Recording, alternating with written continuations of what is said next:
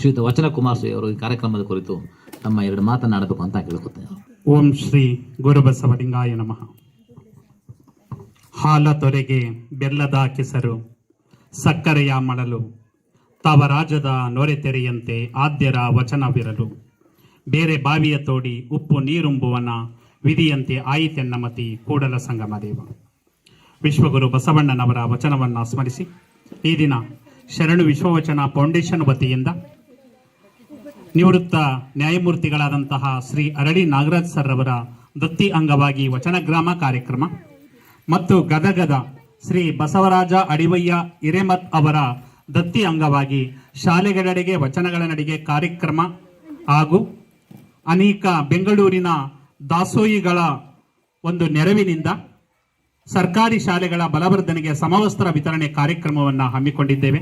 ಈ ಕಾರ್ಯಕ್ರಮದಲ್ಲಿ ಉದ್ಘಾಟನೆಯನ್ನು ಮಾಡಿ ತಮ್ಮೆಲ್ಲರಿಗೂ ಕೂಡ ಸ್ಫೂರ್ತಿದಾಯಕ ನುಡಿಗಳನ್ನು ನುಡಿದಂತಹ ನಮ್ಮ ನ್ಯಾಯಾಧೀಶರಾದಂತಹ ಶ್ರೀ ಅರಳಿ ನಾಗರಾಜ್ ಸರ್ ಅವರಿಗೆ ಶರಣಾರ್ಥಿಗಳನ್ನು ಸಮರ್ಪಿಸಿ ಮತ್ತು ನಮ್ಮೆಲ್ಲ ಕಾರ್ಯಕ್ರಮಗಳಲ್ಲಿ ಭಾಗವಹಿಸಿ ಅವರ ಮಾರ್ಗದರ್ಶನವನ್ನು ನೀಡುತ್ತಾ ಉತ್ಸುಕತೆಯಿಂದ ಮಾತನಾಡುವಂತಹ ನಮ್ಮ ಮರಿಮಲ್ಲಪ್ಪ ಕಾಲೇಜಿನ ಶೈಕ್ಷಣಿಕ ಮಾರ್ಗದರ್ಶಕರಾದಂತಹ ಶ್ರೀಮತಿ ಮಂಗಳ ಮುದ್ದುಮಾದಪ್ಪರವರಿಗೆ ಶರಣಾರ್ಥಿಗಳನ್ನು ಸಮರ್ಪಿಸಿ ವೇದಿಕೆ ಮೇಲೆ ಇರುವಂತಹ ಆತ್ಮೀಯರಾದಂತಹ ಶ್ರೀ ರವಿಕುಮಾರ್ ಅವರೇ, ರೂಪಕುಮಾರಸ್ವಾಮಿ ಅವರೇ, ಶ್ರೀಯುತ ಲಿಂಗಣ್ಣರವರೇ, ಆತ್ಮೀಯ ಶಿಕ್ಷಕರಾದಂತಹ ಶ್ರೀ ರಮೇಶ್ ರವರೇ, ಶ್ರೀಮತಿ ಭವ್ಯಾರವರೇ, ಅಡುಗೆ ಸಿಬ್ಬಂದಿ ವರ್ಗದವರೇ ಮತ್ತು ಇಲ್ಲಿ ಬಂದಿರುವಂತಹ ಎಲ್ಲ ವಿದ್ಯಾರ್ಥಿಗಳ ಪೋಷಕರೇ, ನೆಚ್ಚಿನ ವಿದ್ಯಾರ್ಥಿಗಳೇ, ಎಲ್ಲರಿಗೂ ಕೂಡ ಶರಣಾರ್ಥಿಗಳು.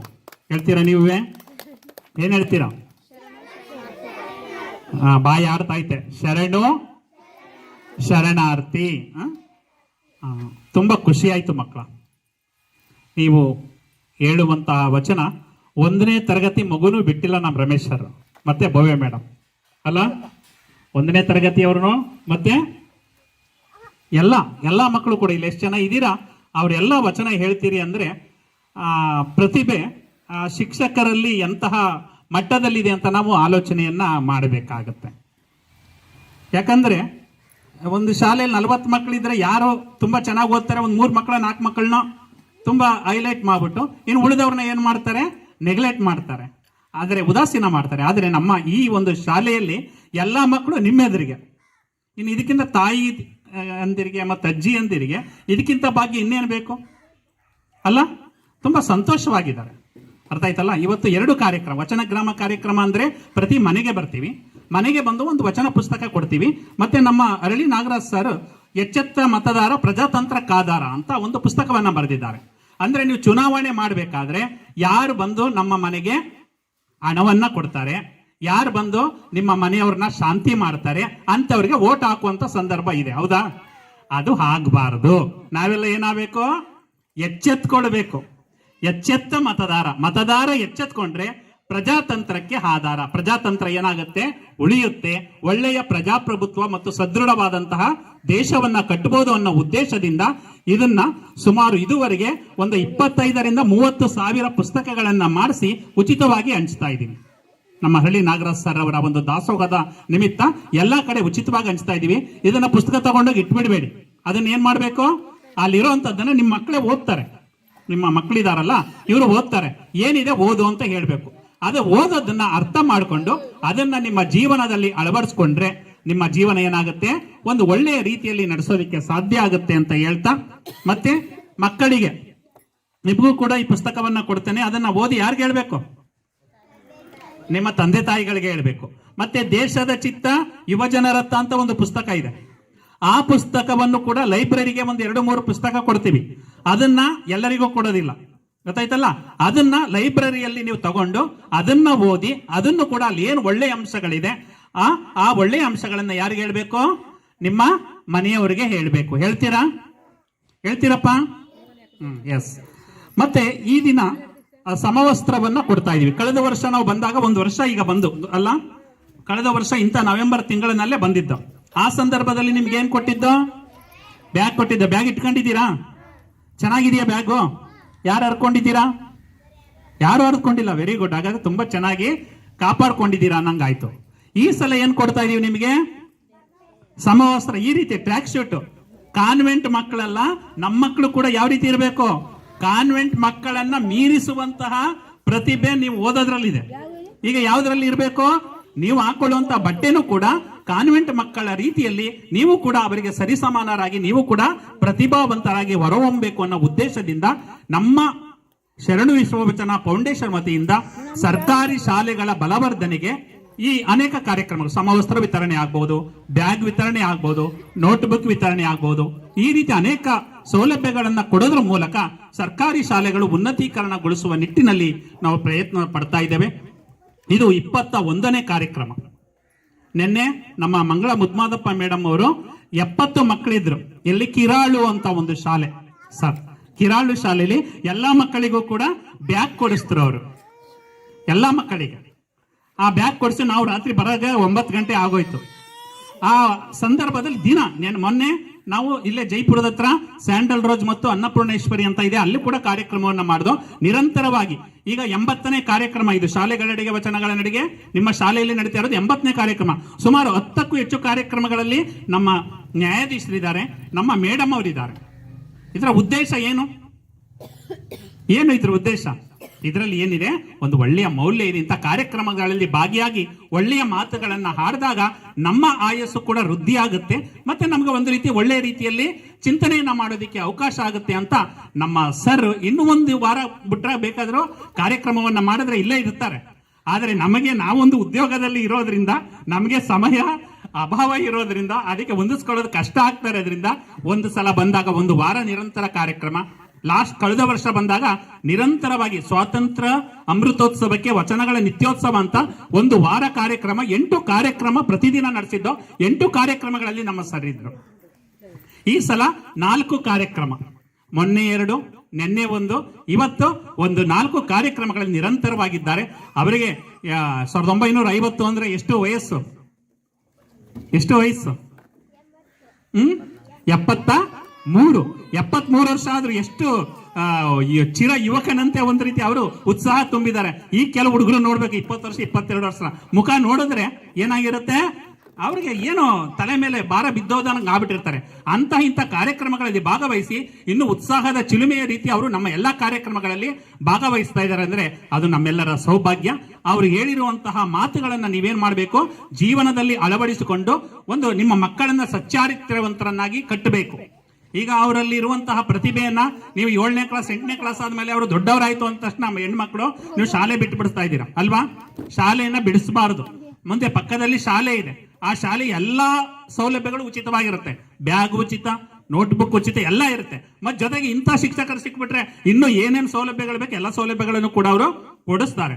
ನಿಮ್ಮ ಮಕ್ಕಳು PUC ಮತ್ತು ಒಳ್ಳೊಳ್ಳೆಯ ವಿದ್ಯಾಭ್ಯಾಸವನ್ನ ಮಾಡೋದಿಕ್ಕೆ ಸಹಕಾರವನ್ನ ಮಾಡಿ ಅಂತ ಹೇಳ್ತಾ, ಮಕ್ಕಳ ನಾನೊಂದು ವಚನ ಹೇಳ್ಕೊಡ್ತೀನಿ, ಎಲ್ಲ ಧ್ವನಿಗೊಳಿಸ್ತೀರಲ್ಲ ನೀವು. ಯಾಕಂದ್ರೆ ಇವತ್ತು ವಚನ ಗ್ರಾಮ ಆಗ್ತಾ ಇದೆ.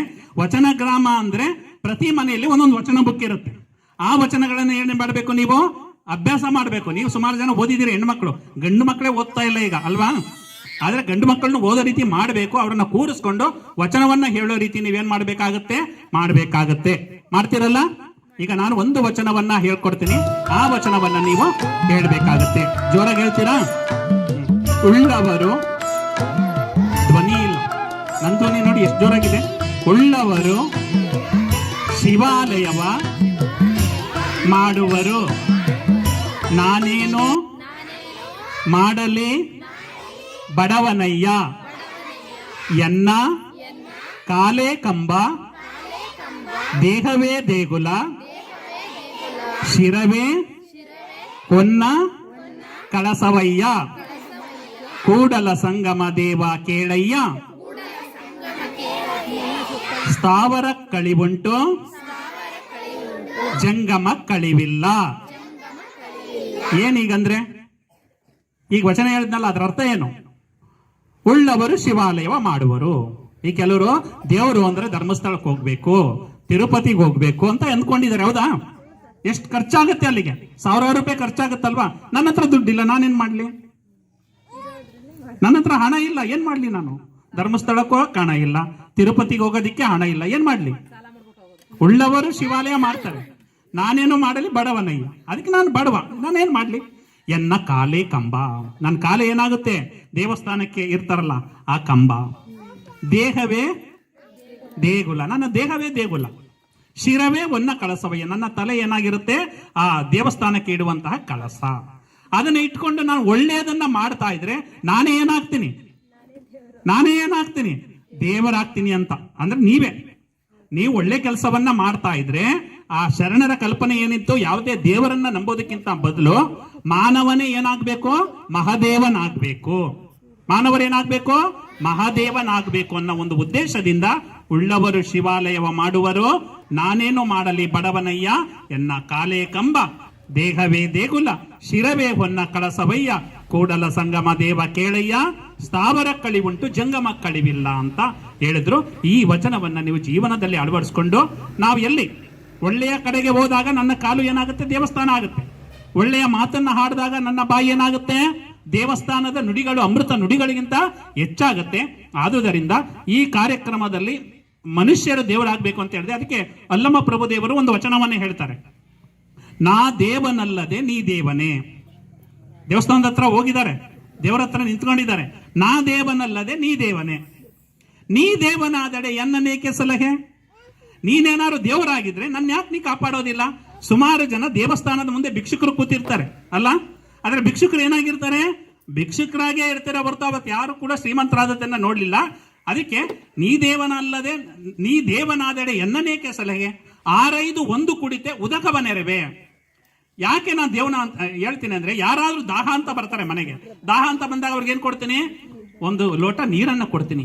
ಈಗ ತುಂಬಾ ಬಿಸಿಲಲ್ಲಿ ಬಂದ್ಬಿಟ್ಟಿರ್ತಾರೆ, ಅವ್ರು ನೀರನ್ನೇ ಕಂಡಿರೋದಿಲ್ಲ. ನೀವು ಅವರಿಗೆ ಒಂದು ಗ್ಲಾಸ್ ನೀರನ್ನ ಕೊಟ್ಟಾಗ ಏನಂತಾರೆ ಅವರು? ಅವ್ವ ತುಂಬಾ ದಾಹ ಆಗ್ಬಿಟ್ಟಿತ್ತು, ನೀನು ದೇವತೆ ರೀತಿ ನಾನು ನೀರು ಕೊಟ್ಟೆ ಅಂತ ಹೇಳ್ತಾರಲ್ಲ, ಕೇಳಿದಿರಲ್ಲ? ಹಂಗೆ ಹಸಿವಾದಡೆ ಹೋಗರವನಿಕ್ಕಿವೆ. ಹಸು ತುಂಬಾ ಹೊಟ್ಟೆ ಹಸುವಾಗ್ಬಿಟ್ಟಿರುತ್ತೆ, ಅವ್ರ ಮನೇಲಿ ಅಡಿಗೆನೆ ಮಾಡಿರಲ್ಲ, ಅಥವಾ ಏನೋ ಅಡುಗೆ ಸಾಮಾನು ಇರೋದಿಲ್ಲ, ಬಡತನ ಇರುತ್ತೆ, ಏನೋ ನಿಮ್ಮನೇಲಿ ಅಡಿಗೆ ಮಾಡಿರ್ತಾರೆ. ಒಂದು ಹೊತ್ತಿನ ಊಟವನ್ನ ಕೇಳಿದಾಗ ಒಂದು ಹೊತ್ತಿನ ಊಟ ಹಾಕ್ಬಿಡ್ತೀರಾ. ಹಾಗೇನಂತಾರೆ? ಅಯ್ಯೋ ಹೊಟ್ಟೆ ತುಂಬಿಸಿದೆಯಾ ಕಣವ ಪುಣ್ಯಾತ್ಕಿತ್ತಿ ಅಂತ ಹೇಳಿ ನಿಮ್ಮನ್ನ ಏನ್ ಮಾಡ್ತಾರೆ? ದೇವ್ರ ರೀತಿ ಅಂತ ಹೊಗಳುತ್ತಾರೆ. ಹಂಗೆ ಹಸಿವಾದಡೆ ಹೋಗರವನಿಕ್ಕುವೆ ನಾ ದೇವ ಕಾಣ ಗುಗೇಶ್ವರ. ಯಾರಿಗೆ ಹಸುವಿದೆ ಅವ್ರಿಗೆ ಊಟ ಹಾಕ್ತಾ ಇದ್ದೀನಿ, ಗೊತ್ತಾಯ್ತಲ್ಲ? ಯಾರಿಗೆ ದಾಹ ಇದೆ ಅವ್ರಿಗೆ ಏನ್ ಕೊಡ್ತಾ ಇದ್ದೀನಿ? ನೀರನ್ನ ಕೊಡ್ತಾ ಇದ್ದೀನಿ. ನೀನೇನು ಕೊಡ್ತಾ ಇಲ್ಲ, ನೀನಲ್ಲ ದೇವರು. ಯಾರು ದೇವರು? ನಾ ದೇವರು ಅಂತ ಹೇಳ್ತಾರೆ. ಹಂಗೆ ನಮ್ಮ ಹಳ್ಳಿ ನಾಗರಾಜ್ ಸರ್ ಅವರಾಗ್ಬೋದು, ಮಂಗಳ ಮುದ್ಮಾದಪ್ಪ ಮೇಡಮ್ ಅವರಾಗ್ಬೋದು, ಅವ್ರ ದೇವರನ್ನ ಎಲ್ಲೂ ಹುಡುಕ್ತಾ ಇಲ್ಲ. ಎಲ್ಲಿ ಹುಡುಕ್ತಾ ಇದ್ದಾರೆ? ಮಕ್ಕಳಲ್ಲಿ ಹುಡುಕ್ತಾ ಇದ್ದಾರೆ, ಮಕ್ಕಳಲ್ಲಿ ಹುಡುಕ್ತಾ ಇದ್ದಾರೆ. ಅವರು ಸ್ಟೇಟಸ್ ಕೂಡ ನಮ್ಮ ಮಂಗಳ ಮುದ್ಮಾದಪ್ಪರು ಸ್ಟೇಟಸ್ ಅಲ್ಲಿ ಹಂಗೆ ಹಾಕೊಂಡ್ಬಿಟ್ಟಿದ್ದಾರೆ, ಮಕ್ಕಳೇ ನನ್ನ ಜೀವನದ ಉಸಿರು, ಅವರೇ ನನ್ನ ಜೀವನದ ಹಸಿರು ಅನ್ನೋ ಒಂದು ರೀತಿಯಲ್ಲಿ ಅವರು ಶೀರ್ಷಿಕೆಯನ್ನ ಹಾಕೋಬಿಟ್ಟಿದ್ದಾರೆ. ಅವರು ನೀವು ಮರಿಮಲ್ಲಪ್ಪ ಕಾಲೇಜ್ ಕೇಳಿದ್ದೀರಾ ಯಾರಾದ್ರೂ? ಎಲ್ಲಿದೆ? ಮೈಸೂರಲ್ಲಿದೆ, ತುಂಬಾ ದೊಡ್ಡ ಕಾಲೇಜು. ನೀವೇನಾದ್ರು ಮರಿಮಲ್ಲಪ್ಪ ಕಾಲೇಜ್ಗೆ ಓದಬೇಕು ಅಂತ ಅಂದ್ರೆ ನೀವು ಬಂದ್ರೆ ಮೇಡಮ್ ಅವ್ರಿಗೆ ಹೇಳಿ, ತುಂಬಾ ಚೆನ್ನಾಗಿ ಓದಿದ್ರೆ ನೀವು ಹೆಚ್ಚಿಗೆ ಫೀಜು ಕಟ್ಟಬೇಕಾಗಿಲ್ಲ, ಮೇಡಮ್ ಅವ್ರಿಗೆ ಹೇಳಿ ನಾವು ಸೀಟ್ ಕೊಡಿಸ್ತೀವಿ. ಯಾರು ಓದ್ತೀರಾ ಮರಿಮಲ್ಲಪ್ಪ ಕಾಲೇಜಲ್ಲಿ? ಹೆಚ್ಚಿಗೆ ಮಾರ್ಕ್ಸ್ ತಗೋಬೇಕು, 80ಕ್ಕೆ 100ಕ್ಕೆ 80ಕ್ಕಿಂತ ಹೆಚ್ಚಿಗೆ ನಂಬರ್ ತಗೋಬೇಕು. ತಗೊಂಡು ಬರ್ತೀರಾ? ವೆರಿ ಗುಡ್ ಮೇಡಮ್, 80ರ ಮೇಲೆ ತಗೋತಾರಂತೆ. ನೋಡಿ, ಒಳ್ಳೆ ಕಾಲೇಜಲ್ಲಿ ಓದಕ್ಕೆ ಅವಕಾಶ ಸಿಗುತ್ತೆ, ಕೈ ಬಿಡಿ. ಮಕ್ಕಳ, ಈ ವಚನ ಹೇಳಿದ್ದೀರಾ, ವಚನವನ್ನ ಜೀವನದಲ್ಲಿ ಅಳವಡಿಸ್ಕೊಳ್ಳಿ. ಅದನ್ನ ತುಂಬಾ ಚೆನ್ನಾಗಿ ತರಬೇತನ್ನ ಮಾಡಿದಂತಹ ನಮ್ಮ ಶಿಕ್ಷಕ ವರ್ಗದವರಿಗೆ ಮತ್ತು ಯಾವಾಗ್ಲೂ ಕೂಡ ನಮ್ಮ ನ್ಯಾಯಾಧೀಶರ ಜೊತೆ ಇದ್ದು ನಮ್ಮ ಇವ್ರು ಏನಾಗಿದ್ದಾರೆ, ರವಿಕುಮಾರ್ ಸರ್ ಕೂಡ ಒಳ್ಳೆ ರೀತಿ ಆಗ್ಬಿಟ್ಟಿದ್ದಾರೆ ಅಲ್ವಾ? ಜ್ಯೋತಿ ಮುಟ್ಟಿದ್ದೆಲ್ಲ ಜ್ಯೋತಿಯಾಗುತ್ತದಯ್ಯ ಅಂತ ಅವರು ಕೂಡ ಮುಂದೊಂದಿನ ನ್ಯಾಯಾಧೀಶರು ಆಗ್ಬೋದು. ಅರ್ಥ ಆಯ್ತಲ್ಲ? ನಮ್ಮ ನ್ಯಾಯಾಧೀಶರು ಬರ್ತಾರೋ ಆ ರೀತಿ ನಮ್ಮ ರವಿಕುಮಾರ್ ಸರ್ನು ಕೂಡ ನಮ್ಮ ಕಾರ್ಯಕ್ರಮಗಳೆಲ್ಲ ಜಡ್ಜ್ ಆಗಿ ಕರ್ಕೊಂಡು ಬರಬೇಕು ಅನ್ನೋ ಆಸೆ ಇದೆ. ಅಂತ ನ್ಯಾಯಾಧೀಶರಾಗುವಂತಹ ಒಂದು ಅವಕಾಶ ಇಂಥ ಕಾರ್ಯಕ್ರಮಗಳಲ್ಲಿ ಭಾಗವಹಿಸಿ ಅವ್ರಿಗೂ ಕೂಡ ಬೇಗ ಲಭಿಸ್ಲಿ ಅಂತ ಹೇಳ್ತಾ, ನಮ್ಮ ಹಿರಿಯರಾದಂತಹ ಲಿಂಗಣ್ಣ ಸರ್ ಕೂಡ, ಅವ್ರಿಗೂ ಕೂಡ 74-75 ವರ್ಷ ಆಗಿದೆ. ಅವ್ರು ಯಾವುದೇ ಕಾರ್ಯಕ್ರಮ ಆದ್ರೂ ನಮ್ಮ ಜೊತೆ ಬರ್ತಾರೆ. ಮತ್ತೆ ನಮ್ಮ ಮನೆಯವರು ಅಷ್ಟೇ, ಯಾವ ಕಾರ್ಯಕ್ರಮ ಆದ್ರೂ. ನಿನ್ನೆ ನಮ್ಮ ಮೇಡಮ್ ಕೂಡ ಇದ್ರು. ನನ್ನ ಮಗಳ ಬರ್ತ್ಡೇ ನಾಳೆ, ಜನ್ಮದಿನ, ಅವಳಿಗೆ ಬಟ್ಟೆ ಕೊಡಿಸಿಲ್ಲ. ಯಾವಾಗ ಬರ್ತೀರಿ ಅಂತ ಫೋನ್ ಮಾಡ್ತಾ ಇದ್ದಾರೆ, ನಾವು ಹೋಗೋದಿಕ್ಕೆ ಆಗ್ತಾ ಇಲ್ಲ. ಆಮೇಲೆ 8:15 ಹೋಗಿ ಒಂದು ಅಂಗಡಿಗೆ ಹೋಗಿ ಅವಳಿಗೆ ಬಟ್ಟೆಯನ್ನ ತಗೊಂಡು ಬಂದ. ಹಂಗೆ ನಮ್ಮ ವೈಯಕ್ತಿಕ ಜೀವನಕ್ಕೆ ನಾವು ಕೊಡಕ್ಕಾಗೋದಿಲ್ಲ, ಆದ್ರೆ ಸಮಾಜದ ಮುಖಾಂತರ ನಾವೇನ್ ಮಾಡಬೇಕು? ಸಮಾಜದಿಂದ ಬಂದಿದ್ದೀವಿ, ಸಮಾಜದ ಒಂದು ಋಣವನ್ನ ತೀರಿಸಬೇಕು. ಆ ಒಂದು ಉದ್ದೇಶದಿಂದ ಇಂತಹ ಮಹಾನ್ ವ್ಯಕ್ತಿಗಳ ಮುಖಾಂತರ ನಾವೇನು ಸಹಾಯ ಮಾಡಲ್ಲ, ಆದ್ರೆ ನಾವು ಅವ್ರನ್ನ ಮುಖಾಂತರ ನಿಮ್ಮ ಮಕ್ಕಳಿಗೆ ಒಂದು ಒಳ್ಳೆಯ ಸೌಲಭ್ಯವನ್ನ ಕೊಡಿಸಿ ಅದು ಸದುಪಯೋಗ ಆಗಬೇಕು ಅನ್ನೋ ಒಂದು ಉದ್ದೇಶದಿಂದ ನಾವು ಈ ಕಾರ್ಯಕ್ರಮವನ್ನು ಹಮ್ಮಿಕೊಂಡಿದ್ದೇವೆ. ಇವತ್ತು ನಿಮ್ಮ ಗ್ರಾಮ ಒಂದು ಸೋಲಿಗರ ಕಾಲೋನಿ ಅಂತ, ಇನ್ನೊಂದು ಹೆಸರೇನು? ವಚನ ಗ್ರಾಮ ಅಂತ. ಸೋಲಿಗರ ಕಾಲೋನಿಯ ಮತ್ತೊಂದು ಹೆಸರು ಈಗ ವಚನ, ಅನ್ವರ್ಥವಾಗಿ ಇವತ್ತಿನಿಂದ ವಚನ ಗ್ರಾಮ ಅಂತ ಬಳಸಬೇಕು. ನಿಮ್ಮ ಗ್ರಾಮದ ಹೆಸರೇನು? ಜೋರಾಗಿ ಹೇಳಿ. ಯಾವುದು? ವಚನ ಗ್ರಾಮ. ಅಂದ್ರೆ ನಿಮ್ಮ ಪ್ರತಿ ಮನೆಯಲ್ಲಿ, ಸೋಲಿಗರ ಕಾಲೋನಿಯ ಪ್ರತಿ ಮನೆಯಲ್ಲಿ ವಚನ ಪುಸ್ತಕ ಇರುತ್ತೆ. ಆ ವಚನವನ್ನು ನೀವೆಲ್ಲ ಇನ್ನೂ ಚೆನ್ನಾಗಿ ಹೇಳ್ಬೇಕು. ನೆಕ್ಸ್ಟ್ ಇಯರ್ ಏನ್ ಬೇಕು ನಿಮ್ಗೆ? ಬ್ಯಾಗ್ ಆಯ್ತು, ಬಟ್ಟೆ ಆಯ್ತು, ನೆಕ್ಸ್ಟ್ ಇಯರ್ ಏನ್ ಬೇಕು? ಸರಿ, ಆಮೇಲೆ ಹೇಳಿ ಸರ್ ಹತ್ರ. ಮುಂದಿನ ವರ್ಷ ಇನ್ನೇನಾದ್ರೂ ತಗೊಂಡು ಬರ್ತೀವಿ ನಾವು. ಅಲ್ಲಿವರೆಗೆ ಇನ್ನೂ ಚೆನ್ನಾಗಿ ಕಲ್ತಿರ್ಬೇಕು ಅಂತ ಹೇಳ್ತಾ, ಈ ಒಂದು ಕಾರ್ಯಕ್ರಮ ನಡೆಯಲು ನಮ್ಮ ರಮೇಶ್ ಸರ್ ಮತ್ತೆ ಭವ್ಯ ಮೇಡಮ್ ಅವರು ಮತ್ತೆ ಎಲ್ಲ ಸಿಬ್ಬಂದಿ ವರ್ಗದವರು ತುಂಬಾ ಚೆನ್ನಾಗಿ ಆಯೋಜನೆಯನ್ನ ಮಾಡಿ ಕಣ್ಣಿಗೆ ಕಟ್ಟಿಕೊಳ್ಳುವಂತಹ ಕಾರ್ಯಕ್ರಮವನ್ನು ರೂಪಿಸಿದ್ದಾರೆ. ಎಲ್ಲರಿಗೂ ಕೂಡ ನಾನು ಧನ್ಯವಾದಗಳನ್ನ ಅರ್ಪಿಸಿ ನನ್ನ ಒಂದೆರಡು ನುಡಿಗೆ ವಿರಾಮವನ್ನು ಹೇಳ್ತಾ ಇದ್ದೇನೆ. ಜೈ ಬಸವ, ಜೈ ಶರಣು.